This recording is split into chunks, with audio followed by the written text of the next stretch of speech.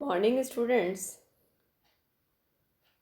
आज के मेरे इस यूट्यूब वीडियो क्लास में बीएमआर बेसल मेटाबॉलिक रेट या आधारीय चयापचय दर के बारे में हम पढ़ने वाले हैं।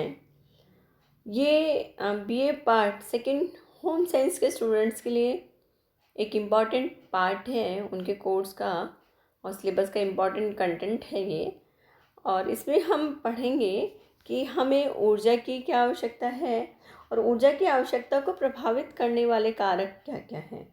ऊर्जा को की आवश्यकता फर्स्ट हम क्या पढ़ रहे हैं, बेसल मेटाबॉलिक रेट यानी आधारीय चयापचय दर। आधारीय चयापचय दर जो है ये कंपोनेंट है, एक जो फैक्टर है जो कि हमारी टोटल एनर्जी रिक्वायरमेंट को, बॉडी की टोटल एनर्जी रिक्वायरमेंट को प्रभावित करता है। अब फर्स्ट ऑफ ऑल एनर्जी क्या होती है, तो जब भी हम कोई काम करते हैं, कोई भी साधारण भाषा में जब हम कहते हैं ऊर्जा क्या है, कार्य करने की क्षमता है। और ऊर्जा का मेन सोर्स हमारा सनलाइट होता है। और उसके अलावा जब हम जो फूड लेते हैं उसमें हमें कार्बोहाइड्रेट से ऊर्जा मिलती है। इसके अलावा पौधों में उपस्थित जो क्लोरोफिल होता है, कार्बन डाइऑक्साइड होता है और पानी, ये भी सूर्य की किरणों से अपनी जो है उसमें कार्बोहाइड्रेट का निर्माण करते हैं। और कोई भी ह्यूमन बीइंग और एनिमल्स जो होते हैं वहाँ से जो ऊर्जा लेते हैं। और ये सारा का सारा फोटोसिंथेसिस की प्रक्रिया के द्वारा तैयार होता है। तो ऊर्जा जो होती है ये एक इम्पॉर्टेंट जो घटक होता है। और ऊर्जा का जो मापक होता है, ऊर्जा को हम कैसे मापेंगे, ऊर्जा को हम कैलोरी में इकाई जो होती है उसकी कैलोरीमीटर होती है, यानी कैलोरी मापने कैलोरी में इसको मापा जाता है। और इसके नापने का जो यंत्र होता है उसको कैलोरीमीटर भी कहते हैं। और ये जो होती है हमारी पूरी बॉडी के को ऊर्जा देने में एक महत्वपूर्ण काम करती है। अब मेनली हमारा जो फोकस है वो बीएमआर पर है। जैसे मेरी स्लाइड में आपने देख रहे हैं BMR basal metabolic rate. Basal जो होती है हमारी बॉडी की टोटल एनर्जी रिक्वायरमेंट को बहुत ज़्यादा ये बीएमआर या आधारीय चयापचय दर प्रभावित करती है। अब बीएमआर होता क्या है, इसको कौन कौन से कारक प्रभावित करते हैं, इसी को हम हमारी आज की इस क्लास में डिस्कस करने वाले हैं। फर्स्ट है BMR basal metabolic rate. Definition क्या है इसकी, the amount of energy expended daily by human at rest metabolism, the rate at which the body consume calorie. यानी बीएमआर क्या है, the amount of energy expended daily by the human, यानी कोई भी व्यक्ति जब पूर्ण विश्राम की स्थिति में होता है, यानी शारीरिक, मानसिक या डाइजेस्टिव जो विश्राम की स्थिति में होता है, उस समय शरीर में कुछ अनैच्छिक जो कार्य होते हैं जो कि लंग्स, किडनी, लीवर, हार्ट के द्वारा किए जाते हैं। और हमारी बॉडी के टेम्परेचर को भी ये सारा का सारा कंट्रोल रखते हैं। तो उसके लिए कुछ ऊर्जा की आवश्यकता होती है। और जो ऊर्जा की आवश्यकता होती है उसे ही हम आधारीय चयापचय दर या बीएमआर कहते हैं। अब हम बीएमआर जो है इसको हम, जैसे इसी में एक और है, the amount of energy expended daily by human at rest. यानी इसमें क्या है, कितनी ऊर्जा किसी व्यक्ति को जब वो पूर्ण विश्राम की अवस्था में होता है उस समय भी उसे कुछ ऊर्जा की आवश्यकता होती है, उसको हम बीएमआर कह रहे हैं। Metabolism, the rate at which the body consume calorie. और मेटाबॉलिज्म क्या होता है, यानी वो चयापचय वह होती है कि जब हमारी बॉडी जो होती है जिस गति से, जिस मात्रा से कैलोरी का उपभोग करता है वो उसका मेटाबॉलिज्म कहलाता है। अब एक और जो चीज़ है बेसल मेटाबॉलिक रेट के बारे में, every body require minimum number of calorie to live, this minimum number is called the basal metabolic number. यानी हर जो भी ह्यूमन बीइंग है और या कोई भी मानव होता है उसको जिंदा रहने के लिए या जीवन चलाने के लिए कुछ एक निश्चित अमाउंट में जो है कैलोरी की आवश्यकता होती है। और उस जितनी उसको कैलोरी की आवश्यकता होती है, वो जो मिनिमम जो नंबर में उसको ऊर्जा की जो आवश्यकता होती है, उसे हम क्या कहते हैं, बेसल मेटाबॉलिक नंबर कहते हैं। और BMR the number of calories your organ need to function while you perform no activity. और बीएमआर क्या है, कितनी मात्रा में कैलोरी की आवश्यकता है कुछ ऑर्गन्स को, हमारी बॉडी के जो ऑर्गन्स हैं उनको अपने कार्यों को सुचारू रूप से करने के लिए कितनी ऊर्जा की आवश्यकता है, जबकि हम वास्तव में कोई भी काम नहीं कर रहे। जैसे हम सो रहे हैं, हम चल नहीं रहे हैं, तो इसका मतलब क्या हमें ऊर्जा की आवश्यकता नहीं है? नहीं। जब भी हम लेटे हुए हैं तो हमारा ब्रेन है, हमारे लंग्स है, हमारी किडनी है, हमारा हार्ट है, ये फंक्शन करेंगे। और जब ये ऑर्गन फंक्शन कर रहे हैं तो उनको ऊर्जा कहाँ से मिलेगी? उसको ऊर्जा मिलेगी ह्यूमन जो बॉडी से मिलेगी। और वो यानी इसका मतलब बीएमआर क्या है, यानी जो भी ऊर्जा, यानी हमारी बॉडी रेस्ट मोड में थी उसके बावजूद भी हमें उन कार्यों को, शारीरिक कार्यों को करने के लिए जिस ऊर्जा की आवश्यकता होती है वो कहलाता है बेसल मेटाबॉलिक रेट कहलाती है।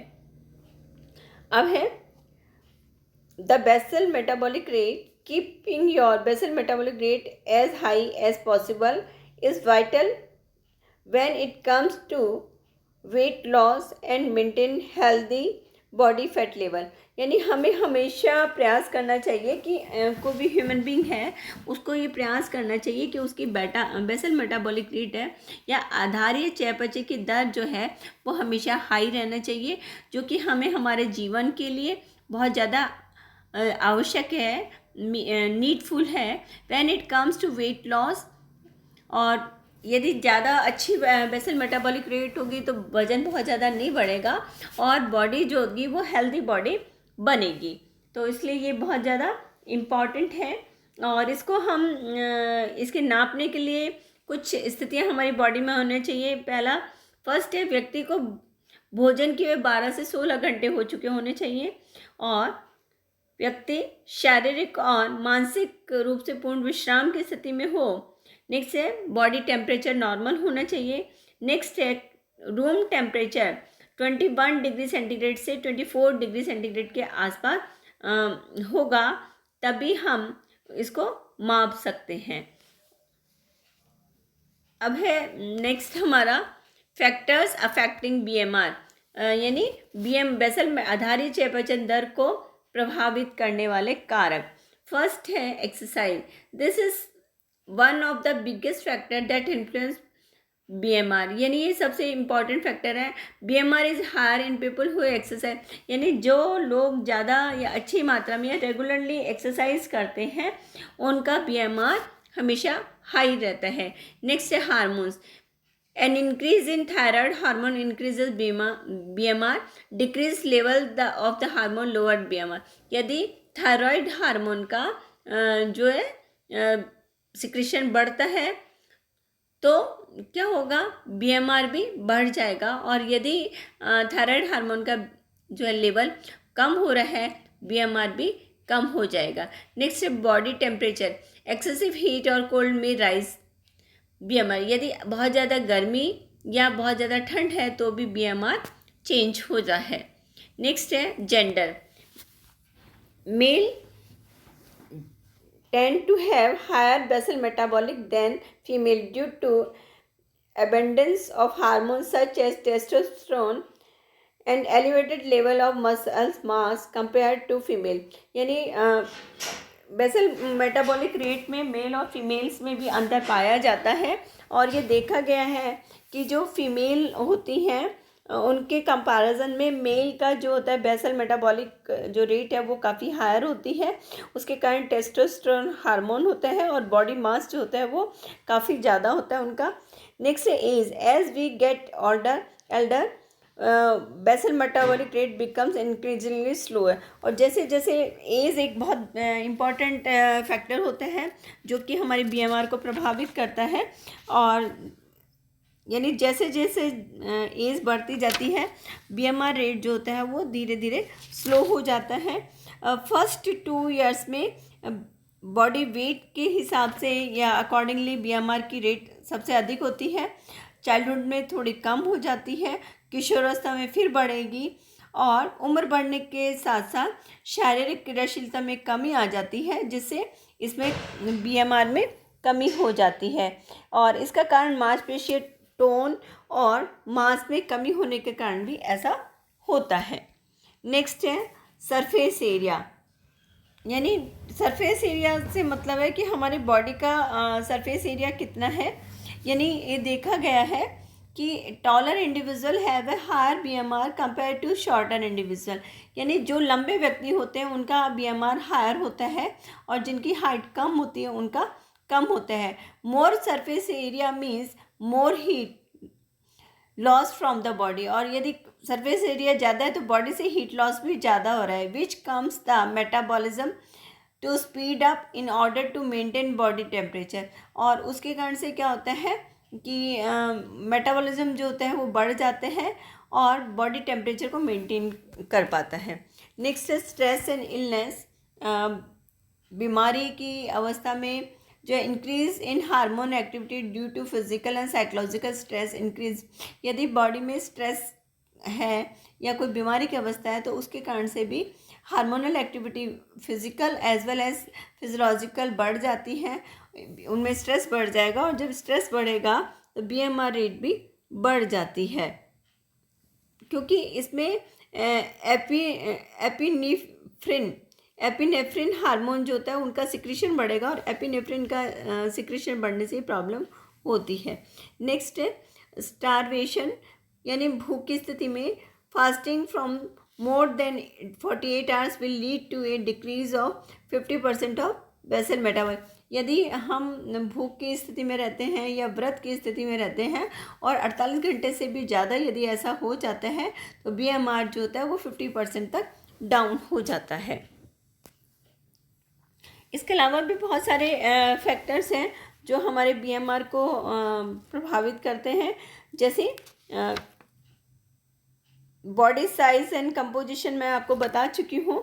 इसके अलावा स्लिप। यदि नींद के समय बेसल मेटाबॉलिक रेट जो होती है वो 10% कम हो जाती है और सोते समय हिलने पर ये निर्भर करती है। नेक्स्ट है पोषण स्टेटस ऑफ न्यूट्रिशन। लंबे समय तक व्रत रखने पर कुपोषण की स्थिति में भी बीएमआर 10 to 20% कम हो जाती है। एडोलेसेंट फेज में जो है जब लड़कियों में मेंस्ट्रुअल साइकिल आता है तो 1 सप्ताह पूर्व उसकी बेसल मेटाबॉलिक रेट जो होती है वो कम हो जाती है, धीरे धीरे दूसरे साइकिल तक पहुँचते पहुँचते फिर बढ़ जाती है।